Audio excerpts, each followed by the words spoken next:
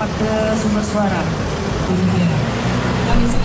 Inilah iring-iringan mobil Jeep yang membawa peserta pawai peringatan Hari Sumpah Pemuda yang jatuh pada tanggal 28 Oktober yang dilepas langsung oleh Kasdam 2 Sriwijaya Brigjen TNI Ruslan Effendi. Dalam pelaksanaan pawai ini, peserta begitu antusias mengikutinya. Bahkan ada beberapa peserta pawai menggunakan baju seragam daerah di beberapa kabupaten kota Sumatera Selatan.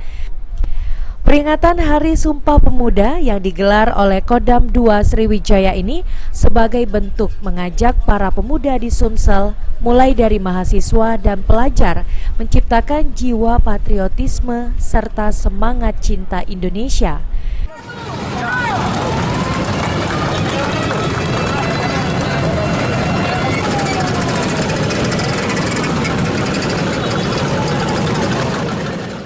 Kami TNI khususnya Kodam 2 agar menanam jiwa patriotisme, semangat gotong royong, kemudian semangat cinta Indonesia sesuai dengan apa yang disampaikan dalam Sumpah Pemuda pada tahun 28.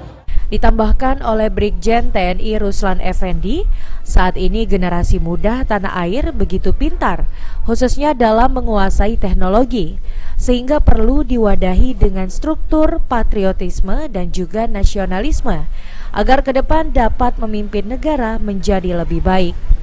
Firman Hidayat, PAL TV.